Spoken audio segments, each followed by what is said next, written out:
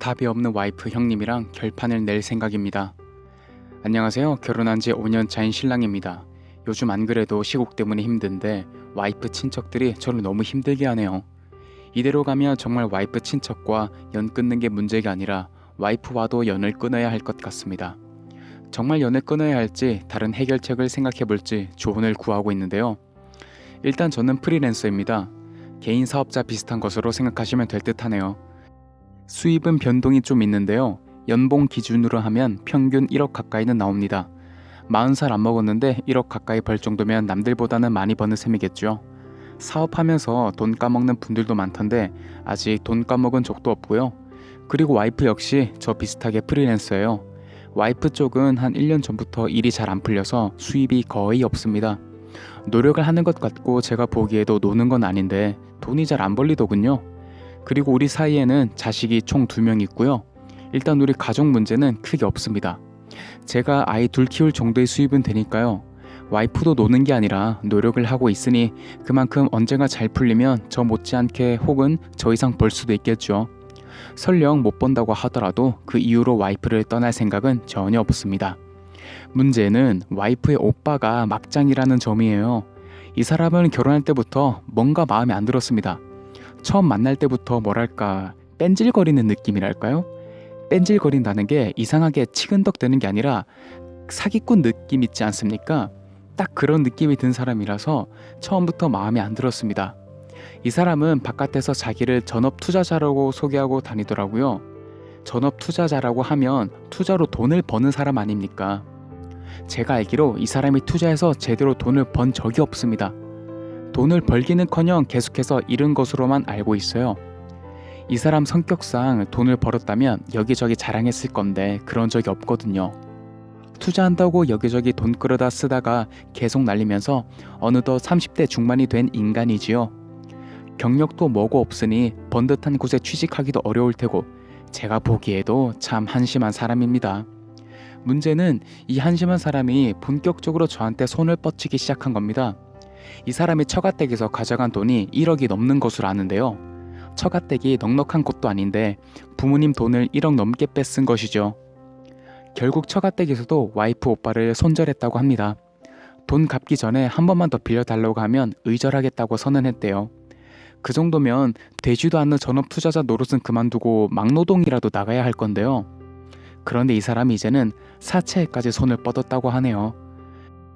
듣기론 처가댁 인감을 훔쳐서 사채를 빌렸다던가요?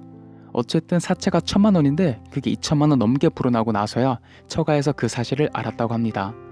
처가에서 돈 나올 때도 없고 친척들도 이미 그 사람에게 돈 빌려준 경험이 있거든요. 결국 돌고 돌아서 제가 타겟이 되어버렸어요. 나이도 저보다 많은 사람이 무릎까지 꿇으면서 2천만 원만 빌려달라고 하더군요. 이 사람이 어떤 인간인지 잘 알기에 1원도 빌려주고 싶지 않았습니다. 문제는 와이프가 자기 오빠라고 한 번만 살려달라고 같이 비는 거예요. 제가 돈 안 빌려준다고 했으면 와이프도 무릎을 꿇었을 거예요. 결국 별 수 없이 2천만 원을 빌려주면서 이게 마지막이라고 다짐을 받았습니다. 덕분에 사채 빚은 무사히 갚은 것으로 알고 있어요. 또 다른 데서 사채를 빌리기 전까지는요. 그렇게 돈을 마련한 뒤 FX인지 뭔지에 투자했다고 들었습니다. 그게 뭔진 잘 모르지만 그런 신생 분야가 투자가 위험하다는 건 알고 있습니다. 그래서 예감이 좋지 않았고 역시나더군요. 사기를 당한 건 아니지만 그냥 투자를 잘못해서 1,500만 원 빌려 투자해서 100만 원도 못 건졌다고 합니다. 또 빌린 돈 이자가 늘어나면서 2,500만 원이 되었고요. 그걸 갚으러 또 저한테 달려왔습니다. 먼저 빌린 2천만 원을 갚고 또 빌려달라 해도 오케이 하긴 어렵지 않습니까? 그런데 이미 빌린 돈이 2천인데 2,500을 더 빌려달라는 거예요. 이번에는 안 된다고 딱 선을 그었습니다. 그랬더니 아내가 또 개입해서 오빠를 한 번만 더 살려달라고 빕니다. 제가 안 된다고 했더니 저더러 사람이 어떻게 그럴 수 있냐고 하네요. 다른 사람도 아니고 자기 오빠인데 다 합쳐도 제 연봉 반도 안 되는 돈으로 도와주는 게 뭐 어떠냐고 하더라고요.